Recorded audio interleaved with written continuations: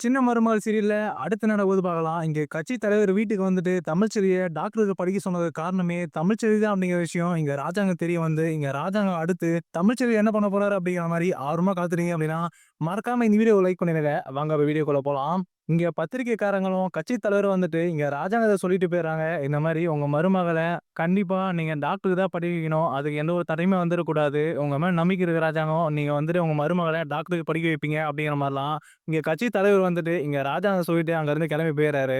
இங்க கட்சி தலைவரு அங்கருந்து வீட்ல இருந்து சொல்லிட்டு கிளம்பி போயிட்ட பிறகு, இங்க வீட்ல இருக்க ஈஸ்வரிக்கு, சாவித்திரிக்கு, தாமரைக்கு எல்லாருக்குமே ரொம்ப அதிர்ச்சியா இருக்கு. இந்த பக்கம் அப்பத்தாவும் தமிழும் வந்துட்டு ரொம்பவே சந்தோஷத்துல இருக்காங்க. ராஜாங்க மாமா வந்துட்டு நம்ம டாக்டருக்கு படிக்க வைக்க போறோம் அப்படிங்கிற சந்தோஷத்திலே வந்துட்டு, இங்க தமிழ்ச்செல்வி பார்த்துட்டு இருக்காங்க. அப்பதான் இங்க ஈஸ்வரி வந்துட்டு இங்க ராஜாங்கத்த பார்த்து கேட்டுட்டு இருக்காங்க. "என்ன மாமா உங்க கட்சி தலைவர் வந்துட்டு கேட்ட உடனே தமிழ்ச்செல்விய டாக்டருக்கு படிக்க வைக்க போறீங்க அப்படிங்கிற மாரி சொல்லிட்டீங்க. இதெல்லாம் நான் எப்படி மாமா எடுத்துக்கிறது? தமிழ்ச்செல்விய டாக்டருக்கு படிக்க வைக்க மாட்டீங்க அப்படிங்கிற மாரி 2 நாள் முன்னாடி தான் சொன்னீங்க. இப்போ உங்க கட்சி தலைவர் சொன்ன உடனே இந்த தமிழ்ச்செல்விய டாக்டருக்கு படிக்க வைக்கிற மாரி சொல்லிட்டீங்க. என்ன மாமா இதெல்லாம்? முதல்ல நீங்க இந்த வீட்டுக்குள்ள இந்த தமிழ்ச்செல்விய டாக்டருக்கு படிக்க வைக்க மாட்டீங்க அப்படிங்கிற மாரி சொன்னீங்க. ஆனா இந்த விஷயம் எப்படி வெளிய செய்தியா போச்சு? வெளிய செய்தியா போனது மட்டும் இல்லாம, இந்த விஷயம் கட்சி தலைவருக்கு தெரிஞ்சிருக்கு. நீங்க தமிழ்ச்செல்விய டாக்டருக்கு படிக்க வைக்க போறதில்ல அப்படிங்கிற மாரி. அதனால தான் அவரும் வந்திருக்காரு. அந்த பத்திரிக்கைக்காரங்களும் அதனால தான் வந்துட்டு உங்கள பேட்டி எடுத்துட்டு போயிருக்காங்க. எனக்கு என்னமோ சந்தேகமா இருக்கு மாமா. இந்த வீட்ல இருக்க யாரோ தான் வந்துட்டு வீட்ல நடக்கிற எல்லா பிரச்சனையும் வந்துட்டு வெளிய சொல்லிட்டு இருக்காங்க.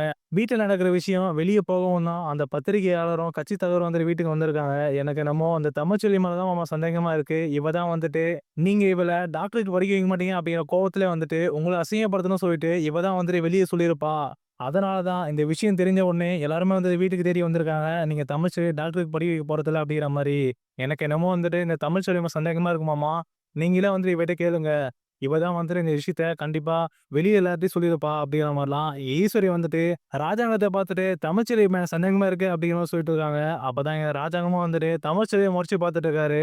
இங்க ராஜாங்கம் தமிழ்ச்செல்வி மேல கோவப்பட்டு மொறச்சு பார்த்துட்டு இருக்க. அப்பதான் அங்கருந்து அப்பத்தாவும் சேதுவும் வந்துட்டு இங்க தமிழ்ச்செல்விய பார்க்குறாங்க. ஒருவேள தமிழ்ச்செல்வி தான் இந்த விஷயத்த வெளியில பத்திரிக்கைக்காரங்ககிட்ட சொல்லியிருப்பாளோ, அதனால தான் இந்த விஷயம் செய்தியில வந்திருக்குமோ, அதனால தான் கட்சி தலைவரும் வந்துட்டு வீட்டுக்கு வந்திருக்காரு அப்படிங்கிற மாரிலாம் இங்க சந்தேகத்தோட வந்துட்டு இங்க சேதும் அப்பத்தாவும் கூட இங்க தமிழ்ச்செல்விய பார்த்துட்டு இருக்காங்க.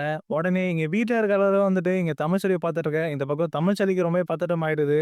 அப்பதான் இங்க ஈஸ்வரியும், சாவித்திரியும் வந்துட்டு ராஜாங்கத்த பார்த்து கேட்டுட்டு இருக்காங்க. "அண்ணா கேளுங்கண்ணா அவகிட்ட. அவ தான் வந்துட்டு யாருக்காவது ஃபோன் பண்ணி சொல்லியிருப்பா வெளியில. அதனால தான் விஷயம் செய்தியில வந்திருக்கு. நீங்களே கேளுங்க. உங்க பேர கெடுக்கணும், அந்த வீட்டோட மானத்தெல்லாம் வாங்கணும்னு சொல்லிட்டு தான் இவ இந்த விஷயத்தெல்லாம் வந்துட்டு டிவி ரிப்போர்ட்டர்ஸ்ல சொல்லியிருப்பா. இந்த விஷயத்த நீங்க இப்படியே விடக்கூடாதுண்ணே. நீங்க இப்படியே விட்டீங்க அப்படின்னா, இவ பிரச்சனை மேல பிரச்சனை பண்ணிக்கிட்டே தான் இருப்பா. இப்பவே வந்துட்டு இவட்ட கேளுங்க. இவ பார்க்குற பார்வையிலே தெரியுது. இவ தான் வீட்ல நடக்கிற எல்லா விஷயத்தையும் வந்து வெளிய சொல்லிட்டு இருக்கா அப்படிங்கிற மாரி. நீங்க ஒரு வார்த்தை கேளுங்கண்ணே அப்படிங்கிற மாரிலாம் இங்க சாவித்திரி வந்துட்டு ராஜாங்க சொல்லிட்டு இருக்காங்க. இந்த பக்கம் ராஜாவும் வந்துட்டு இங்க தமிழ்ச்செல்விய பார்த்து முறைச்சுட்டு கோவப்பட்டே வந்துட்டு இங்க தமிழ்ச்செல்விய பார்த்து கேட்கிறாரு. "நீ தான் வீட்ல நடந்த எல்லா விஷயத்தையும் வெளிய சொன்னியா? உன்ன டாக்டருக்கு நான் படிக்க வைக்க மாட்டேன்னு சொன்னேன். அந்த விஷயத்த நீ தான் வந்துட்டு வெளியில யாருக்காவது கால் பண்ணி சொன்னியா? டிவி ரிப்போர்ட்டர்ஸ்க்கெல்லாம். உன்ன டாக்டருக்கு படிக்க வைக்க மாட்டேன்னு சொன்னனால, அந்த கோவத்துல வந்துட்டு இப்படிலாம் பண்ணியா?" அப்படிங்கிற மாரிலாம் இங்க ராஜாங்கம் வந்துட்டு ரொம்பவே கோவப்பட்டு இங்க தமிழ்ச்செல்விய கேட்டுட்டு இருக்காரு. அப்பதான் இங்க தமிழ்ச்செல்வி பதட்டமா நின்னுட்டு எதுவுமே பேசாம நிக்கிறாங்க. இங்க தமிழ்ச்செல்வி எதுவுமே பதில் சொல்லாம நிக்க, அப்பதான் இங்க ராஜாங்க பக்கத்துல சன்னாசி வந்துட்டு தமிழ்ச்செல்விய பார்த்து கேட்டுட்டு இருக்காரு. "ஏம்மா தமிழ்ச்செல்வி, அண்ணன் உன்ன தாம்மா கேட்கிறாரு. நீ யாருக்காவது வெளியில கால் பண்ணி சொன்னியாம்மா? அதனால தான் வந்துட்டு டிவி ரிப்போர்ட்டர்ஸ்லாம் வீட்டுக்குள்ள வந்தாங்களாம். கட்சி தலைவரும் அதனால தான் வீட்டுக்கு வந்தாராமா. நீ தான் வந்துட்டு இந்த விஷயத்தெல்லாம் வீட்டில் நடக்கிறத வந்து வெளிய சொல்றியா? அப்படிங்கிற மாரிலாம் இங்க சன்னாசியும் வந்துட்டு இங்க தமிழ்ச்செல்விய பார்த்து கேட்டுட்டு இருக்காரு. அப்பயும் இங்க தமிழ்ச்செல்வி வந்துட்டு எதுவுமே சொல்லாம ஒரு பதட்டமா வந்துட்டு பயத்துல நிக்கவும், இங்க சேதுக்கும் அப்பதான் வந்துட்டு இங்க தமிழ்ச்செல்வி மேல ஒரு சந்தேகம் வந்துருது. இவ தான் வந்து சொல்லியிருப்பா அப்படிங்கிற மாரி. அப்பதான் இங்க ஈஸ்வரி வந்துட்டு, "பாருங்க மாமா, நீங்க இவ்வளோ கேட்கறீங்க. அப்ப கூட வந்துட்டு இவ எதுவும் பதில் சொல்ல மாட்றா. அப்ப உங்க பேச்சுக்கு வந்துட்டு இவ்வளோ தான் மரியாதை குடுக்குறா போகுது." அப்படிங்கிற மாரிலாம் ராஜாங்கத்த பார்த்து ஈஸ்வரி சொல்றாங்க. அப்பதான் இங்க தமிழ்ச்செல்வி வந்துட்டு ராஜாங்கத்த பார்த்துட்டு உண்மைய எல்லாத்தையும் சொல்லிர்றாங்க. "உங்க மேல எனக்கு மரியாதை இல்லாம இல்ல மாமா. பண்ணது தப்பு தான். நான் தான் வந்துட்டு இந்த விஷயத்த தெரியாம வெளிய சொல்லிட்டேன். இது நானாவே போயிட்டு வெளியில சொல்லல மாமா. நான் படிச்ச ஸ்கூல்ல இருந்துட்டு என்னோட ஹெச்எம் வந்துட்டு எனக்கு கால் பண்ணாங்க. அவங்க மூலியமா இன்னொருத்தர் வந்து என்ட்ட பேசினாரு. இந்த மாரி நீங்க மாநிலத்திலே முதலிடம் பிடிச்சிருக்கீங்கம்மா. உங்களுக்கு ஏதாவது உதவி தேவைப்படுதா டாக்டருக்கு படிக்கிறதுக்கு? அது எல்லா உதவியும் வந்து நாங்க பண்றோம்." அப்படிங்கிற மாரி ஒருத்தர் என்கிட்ட பேசினாரு. அப்பதான் நான் வந்துட்டு நடந்த எல்லா விஷயத்தையும் அவர்கிட்ட தெரியாம சொல்லிட்டேன். இந்த மாரி எங்க வீட்ல என்ன டாக்டருக்கு படிக்க வைக்க போறதில்ல. எங்க வீட்ல மாமா வந்துட்டு டாக்டருக்கு என்ன படிக்க வைக்க மாட்டேன் அப்படின்னு சொல்லிட்டாரு. வீட்ல ஒரு சில பிரச்சனை இருக்கு. அதனால நான் டாக்டருக்கு படிக்க போறதில்ல. எனக்கு எந்த உதவியும் வேணாம் அப்படிங்கிற மாரி நான் தான் மாமா அவர்கிட்ட சொன்னேன். அவரு தான் வந்துட்டு இந்த விஷயத்த பத்திரிக்கைக்காரங்க எல்லார்ட்டயும் சொல்லியிருக்காரு அப்படிங்கிற மாதிரி தான் எங்க தம்மச்சி வந்துட்டு எல்லா விஷயத்தையும் ராஜாங்கத்திட்டயும் வீட்டார் எல்லாருக்கும் வந்து சொல்லிட்டு இருக்காங்க. இத கேட்ட உடனே எங்க வீட்டார் எல்லாரும் ரொம்ப அதிர்ச்சி ஆயிடுது. இத கேட்ட உடனே எங்க ராஜாங்கமும் தம்மச்சி மேல பயங்கர கோவப்பட்டுட்டு இருக்காரு. இந்த பக்கம் அப்பத்தாவும் சேர்த்து வந்துட்டு எங்க தம்மச்சிய ஒரு மாரி அதிர்ச்சியா பார்த்துட்டு இருக்காங்க. இவ எதுக்கு இப்படிலாம் பண்ணா? இவளுக்கு இந்த மாரி வேலைலாம் வேணாம்னு சொல்லிட்டு நான் அப்பவே சொன்னேனே. இவ வயித்துல வேற குழந்தை இருக்கு. அந்த குழந்தைய மட்டும் பார்த்துட்டு, குழந்தைய அழகா பெத்து தர வேலைய மட்டும் பாரு அப்படின்னு நான் அப்பவே சொன்னேனே. இவ கேட்டாளா? அப்படிங்கிற மாரிலாம் இங்க சேது ஒரு சைடு மனசுலயே நெனச்சுக்கிட்டு, இங்க தமிழ்ச்செல்விய பார்த்துட்டு மொறச்சுட்டே பார்த்துட்டு இருக்காரு. அதுக்கப்புறம் தான் இங்க தமிழ்ச்செல்வி வந்துட்டு ராஜாவ கேட்டுட்டு இருக்காங்க. "என்ன மன்னிச்சிருங்க மாமா. நான் பண்ணது தப்பு தான். நான் தெரியாம வந்துட்டு அவர்கிட்ட சொல்லிட்டேன். அவரு தான் வந்துட்டு இந்த விஷயத்த வெளிய எல்லார்ட்டயும் சொல்லிட்டு இருக்காரு." அவரு சொல்லவும் தான் எங்க வீட்டுக்கு தீ வெட்டி போடச்சலாம் வந்திருக்காங்க. இதுக்காக எனக்கு எதனா தண்டனை குடுங்கன்னா கூட குடுங்க மாமா. ஆனா என்ன டாக்டருக்கு படிக்க வைக்கிறேன் அப்படின்னு சொன்னது மட்டும், படிக்க வைக்க முடியாதுன்னு மட்டும் சொல்லிடாத மாமா. என்ன டாக்டருக்கு மட்டும் படிக்க வச்சுருங்க. எனக்கு அது மட்டும் அனுமதி குடுங்க. ஆனா நான் பண்ணது வந்துட்டு தப்பு தான். அதுக்கு எதனா தண்டனை குடுத்துருங்க அப்படிங்கிற மாரிலாம், இந்த தமிழ்ச்செல்வி அழுதுட்டே வந்துட்டு இங்க ராஜாங்கத்த கேட்டுட்டு இருக்காங்க. அப்பதான் இங்க ஈஸ்வரி வந்துட்டு தமிழ்ச்செல்வி பேசுறதெல்லாம் பார்த்துட்டு, இங்க ராஜாங்க சொல்லிட்டு இருக்காங்க. மாமா இவ பேசுறத நம்பாதீங்க. பண்றதெல்லாம் பண்ணிட்டு, திரும்ப வேற இவ டாக்டருக்கு படிக்க வைக்கணுமா? இவ பிளான் பண்ணி தான் வந்துட்டு இதெல்லாம் பண்ணியிருக்கா. இவள நம்பாதீங்க. இவளுக்கு குடுக்குற தண்டனையா வந்துட்டு, இவள வீட்ல இருந்து வெளிய போக சொல்லுங்க. இந்த மாரி ஏதாவது தண்டனை குடுத்தா தான், இவ திரும்பவும் இந்த மாரி தப்பெல்லாம் பண்ணாம இருப்பா. அப்பதான் அங்க சாவித்திரி வந்துட்டு ராஜாங்கத்த பார்த்துட்டு, "அண்ணே உங்கள அசிங்கப்படுத்தணும்னு சொல்லிட்டு இவ இப்படிலாம் பண்ணிட்டு இருக்கா அண்ணே.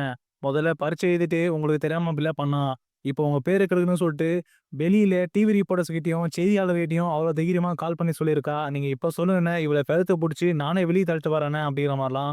இங்க சாவித்திரி ஒரு சைடு கோவப்பட்டு, இங்க ராஜாங்கம் சொல்லிட்டு இருக்காங்க. இங்க எல்லாருமே பேசுறத பார்த்தோனே, எங்க அப்பாத்தாக்கு ரொம்ப பதட்டமாயிடுது. இப்ப தமிழ்ச்செல்வி வேற, இவங்க எல்லாரும் என்ன பண்ண போறாங்களோ, என் பையன் ராஜாங்கம் வேற தமிழ்ச்செல்விக்கு என்ன தண்டனை குடுக்க போறானோ, இவ வேற இந்த தமிழ்ச்செல்வி வேற எதுக்கு இப்படிலாம் பண்ணிட்டு இருக்கா அப்படிங்கிற மாரிலாம் எங்க அப்பத்தா மனசுல நெனச்சுட்டு ஒரு மாரி பயந்துட்டே நின்னுட்டுருக்காங்க. அப்பதான் எங்க ராஜாங்கம் வந்துட்டு, வீட்ல இருக்க எல்லாரையும் பார்த்துட்டு, இந்த மாரி கட்சி தலைவர் சொன்னதால நான் இவர டாக்டருக்கு படிக்க வச்சு தான் ஆகணும். அவரே வந்துட்டு என்கிட்ட சொல்லிட்டு போயிருக்காரு. தமிழ்ச்செல்வி டாக்டர் ஆகுறதுல எந்த ஒரு தடையும் வந்துரக்கூடாதுன்னு சொல்லிட்டு அவரே சொல்லிட்டு போயிருக்காரு. அதனால இந்த புள்ள டாக்டருக்கு படிக்கட்டும். அப்படிங்கிற மாரிலாம் எங்க ராஜாங்கம் சொல்லிட்டு இருக்கும்போதே, எங்க தமிழ்ச்செல்வி ஒரு சைடு சந்தோஷமா இருக்கு. அப்பதான் எங்க அப்பாத்தாவும் சேர்ந்து வந்துட்டு பார்த்துட்டே இருக்காங்க. அந்த நேரத்துல எங்க ராஜாங்கம் வந்துட்டு, இந்த புள்ள தமிழ்ச்செல்வி டாக்டருக்கு படிச்சு டாக்டர் ஆயிட்டாலும், தமிழ்ச்செல்வி பண்ண தப்புக்கு நான் குடுக்குற தண்டனையா, தமிழ்ச்செல்வி டாக்டர் ஆயிட்ட பிறகு இந்த வீட்டுக்குள்ள வரவே கூடாது. டாக்டர் ஆகுற வரைக்கும் மட்டும் தான் இந்த வீட்டுக்குள்ள தமிழ்ச்செல்விக்கு அனுமதி. அதுக்கப்புறம் தமிழ்ச்செல்வி வீட்டுக்குள்ளே வரக்கூடாது. வீட்டு வாசப்படியே மிதிக்கக்கூடாது.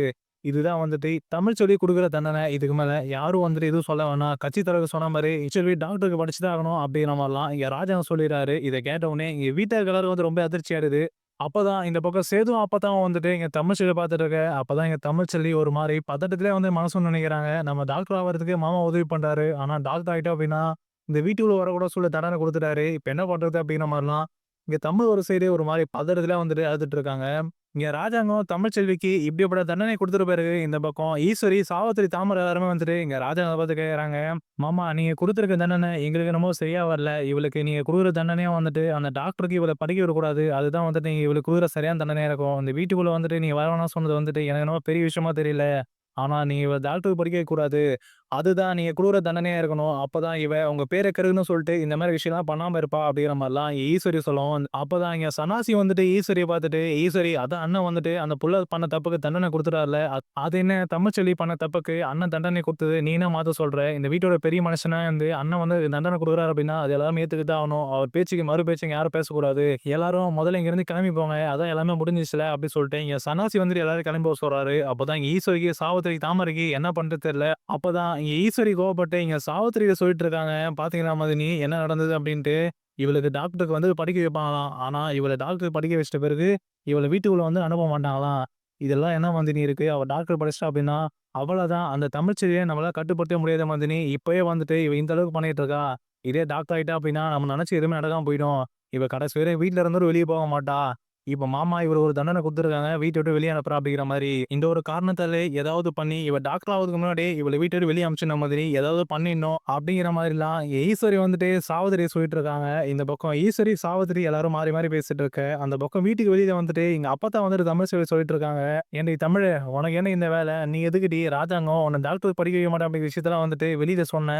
இப்ப பாத்தியா, வீட்ல எவ்வளோ பேர் பிரச்சனை நடக்குதுன்னு சொல்லிட்டு, ஏதோ அந்த கட்சி தலைவர் வந்ததால வந்துட்டு உன்ன டாக்டருக்கு என் மகன் படிக்க வைக்கிறேன்னு சொல்லிட்டான். ஆனா டாக்டர் படிச்சு முடிச்சுட்டா அப்படின்னா, இந்த வீட்டுக்குள்ளே வந்துட்டு உன்ன சேர்க்க மாட்டேன்னு சொல்லிட்டு உனக்கு ஒரு தண்டனை குடுத்துட்டான். இதெல்லாம் உனக்கு தேவையாடி?